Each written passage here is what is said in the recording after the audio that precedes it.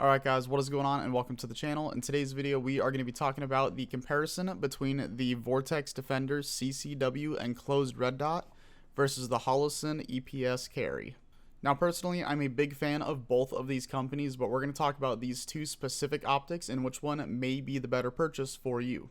Now in this video I'm going to be going over all of the specs of both of these red dots to figure out which one is going to be the better bang for the buck, as well as I am going to be giving you my personal experience and opinions on both of these red dots. So with that said, let's talk about these optics. Real quick, if you are new to the channel, don't forget to give me a like and subscribe. I'd really appreciate your support. And if you do want a link to one of these red dots, I will go ahead and drop a link down below in the comments. It is an Amazon affiliate link. If you do buy it, I earn a small commission from the sale at no extra cost to you. And typically from what I've seen, Amazon has the best price on both of these red dots, so go ahead and check it out. The first one I'm going to go ahead and show you just so you know what it looks like is the Vortex Defender CCW Enclosed red dot. It has a huge side compartment battery. On this one you still get your textured front face. Your up and down buttons for the brightness are all on one side. And on this one you do have a solar panel. The other one is the Holosun EPS Carry. This is a very popular one. This one is very similar in the sense that it does have solar right on top. It also does have a side battery compartment. And just like the Defender CCW, it does have the up and down brightness settings on one side. So that is what both optics look like. Let's go ahead and let's talk about the specs. So the Holosun EPS Carry has definitely been out longer than the Defender CCW, obviously. This optic is a little bit more on the premium side of price point. This specific optic does have solar options as well as non-solar options, multi-reticle as well as non-multi-reticle, and then you also have the red or green dot options as well for these. This specific one that I have is the green dot MRS, which is the most expensive version of this one. Personally, I'm a big fan of green dot, but there's nothing wrong with a good red dot either. Personally, I never end up seeing 50,000 hours, but out of all of the Holosun optics that I've had, all of the batteries easily last well over a year, which is really all that matters. For me personally, I do my best to swap them out one time a year, that way the batteries never die, but that is my experience with batteries from Holosun.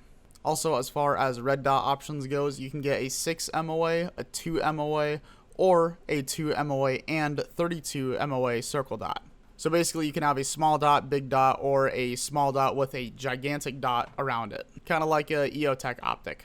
As far as the Defender CCW goes, since this just came out, they only have a red dot option for now, though in the future I'm sure they will bring us a green dot option. This optic does have a 3 MOA and a 32 MOA circle dot. So the difference between that and the Holosun is the circle dot on the Defender CCW is not a fully wrapped around circle. It's kind of like 95% of a circle, and then they left a little gap at the very bottom. Also, the dot in the center on the Holosun's 2 MOA, this one is 3 MOA, so it is slightly bigger. And then with the solar option right on top of this optic, they are saying you will get 150,000 hours of battery life, which I don't see that happening, but I also haven't tested it. They say without the solar option, you're going to be getting about 35,000 hours of battery life, which is not terrible. But also keep in mind the battery is huge on this one compared to the Holosun. The battery on this one is a 2032, which is the full-size circular battery. The battery on the Holosun is a 1620, which is much smaller than the other one. Now we're going to go ahead and talk about weight. The Defender weighs 1.3 ounces, while the Holosun weighs only 1 ounce. The material that both of these optics are made out of is 7075 aluminum, which is the good aluminum to have on optics. These optics are very durable. I've never broken one. Now the footprint for the Defender CCW is an RMSC footprint. And then on the ST, the slightly bigger version of this one, it is a Delta Point Pro footprint. The footprint on the EPS Carry is a modified RMSC, so you may end up needing an adapter plate for this one on your specific model. You'll have to verify that. And then the standard EPS version of this one is RMR. Now specifically, the glass on the Holosun is at 0.81 wide and 0.6 tall, while the glass on the Defender CCW is 0.86 wide and 0.65 tall. So it is 0.05 inches taller and wider than the Holosun, which doesn't sound like much, but it is a little bit. As far as the overall body size goes, I'm not measuring the deck, I'm just measuring the part that sticks out quite a ways from the gun. The Holosun here is 0.9 inches wide and 0.95 inches tall. And the Defender CCW is quite a bit bigger. It is 1.19 inches wide and 1.07 inches tall. And specifically, it's extremely wide because of this battery compartment on the side. And it is a little bit of an eyesore, but if you do end up getting 150,000 hours of battery life out of it, that is pretty insane. And I would say for the extra little bit of bulk that it adds, it's worth it. So that is the difference as far as the overall size of these optics go. The other thing is both of these optics do have a lifetime warranty, which is super nice. Obviously, as far as warranty goes, I'm going to give the upper edge to Vortex. They just have a no questions asked lifetime warranty. They will take care of you 100% of the time, no matter what, which I really like. I have heard of people who had Holosun optics, where they broke the glass, they dropped the gun, and it stopped working or whatever. And I have heard of stories where Holosun did not take care of the customers. So take it with a grain of salt. It's a 50-50 mix if they're going to take care of you or not. It is a lifetime warranty, but the warranty only covers manufacturer defects. So if you break it, they will not take care of it. But sometimes they do. I've heard it go both ways. In my opinion, that's why I like Vortex a lot. No matter what happens to the dot, they will take care of you. Also, real quick, I just want to say both of these optics are made in China. For some people, that is a make or break. All right, so the next thing we're going to go ahead and talk about is the brightness. The Holosun does have 8 daylight settings and 4 night vision settings. So if you are running a night vision setup, this is going to be probably a better way to go. The Defender CCW has 10 daylight settings and 2 night vision settings. And both of these optics do have a 10-minute auto shut-off timer. So after 10 minutes, the optic's going to shut off. If you move it at all, it will turn right back on immediately. And real quick, I just want to say the auto shut-off I have had an issue with on Vortex on a past optic of mine, which they have warrantied. But for that specific optic, when the Defender CCW turned off, next time that it turned right back on, it was on max brightness no matter what I did, whether I locked it, unlocked it. I did everything that I possibly could. It was just purely defective from the get-go. So like I said, I went ahead and swapped that one out. Vortex took care of me 100%. As far as Holosun goes, I've never had a problem with any of my Holosun products, and I own quite a few. So I've never had to experience what their customer service is like. Their products just seem to work well for me. As far as waterproof rating goes, the Holosun is IPX8 waterproof, and the Vortex is IPX7. IPX7 means it is good for temporary submersion up to 1 meter for 30 minutes underwater. And the IPX8 means it's good for depths deeper than 1 meter for longer than 30 minutes. As far as features go, they both are very similar. They both have shake awake, they both have solar, they both have side mounted batteries, and they both are very good quality optics. So let's talk about which one is going to be the better option in my opinion. And this is really a mixed bag, because both of these optics are fantastic.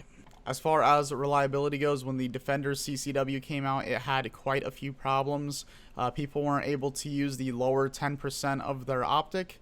And on this one here, I've actually noticed the upper 5 or 10%, the reticle kind of fades away, which is weird.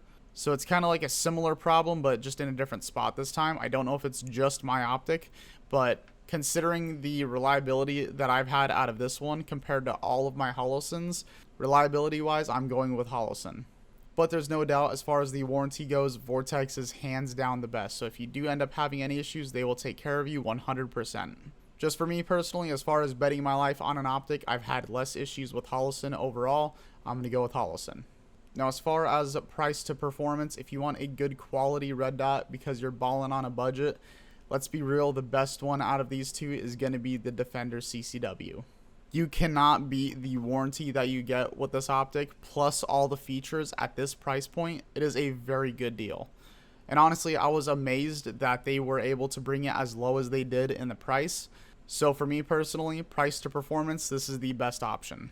Not to mention, most people's problem with the RMSC footprint optics is that the windows are not that big on the glass.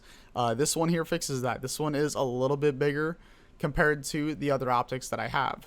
So for me personally, the one that I'm going to be betting my life on is going to be the Holosun EPS Carry. I have not had a single problem with this red dot or any of my Holosun products, so I would be willing to bet my life on them 100%. Now, that doesn't mean that Vortex did a bad job with this optic. I think that for the price point, this is an amazing quality optic that has a very good warranty, and that's pretty much where it stands. It is a budget-friendly option with a fantastic warranty, which is where Vortex sits with most of their products. The only problem where this optic went wrong is that it's made in China and the quality control is not what it should be. So much so that they are checking their own products before they send them out from here on out, which I'm a big fan of. Thankfully they do that, but that doesn't mean that you're not going to run into issues. Also, as far as battery life goes, on my original Defender CCW, I burned through a battery within 6 months, and I did not carry that optic at all. So while they are checking the quality of the products, making sure that they're doing exactly what they're supposed to do, that doesn't mean that you're going to have a 100% positive experience. But you know what? I hope you do have a positive experience because, like I said, it is a great red dot. I don't know if I mentioned this, but this is my third Defender CCW. I keep buying them because for the price, they're fantastic optics. Now, personally, I wouldn't bet my life on this optic because I have had issues with them in the past. That doesn't mean that this optic will end up running into the same problems. This just has to prove itself to be reliable to me. I hope that makes sense. There are pros and cons to everything, and that's just how it is, but in reality, if you're looking at either one of these optics, if it's going to be a gun that you're going to be carrying every single day, go with something that has been 100% reliable for you. Now, if this is going to be going on a gun that you are not carrying every single day, if this is going to be specifically for a gun that is a range toy, meaning a gun that you only take to the range, both of these optics are fantastic. So in reality, it comes down to personal preference.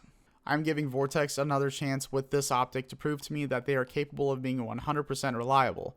But the moment that I start running into issues, I'm not going to be carrying it. Let me know your thoughts down below on which optic you think is the better option out of these two. I'd be really curious to hear your thoughts. Hopefully you guys did enjoy today's video. If you did, don't forget to give me a like and subscribe. I would really appreciate it. And YouTube thinks you like this video next, so go ahead and check that one out.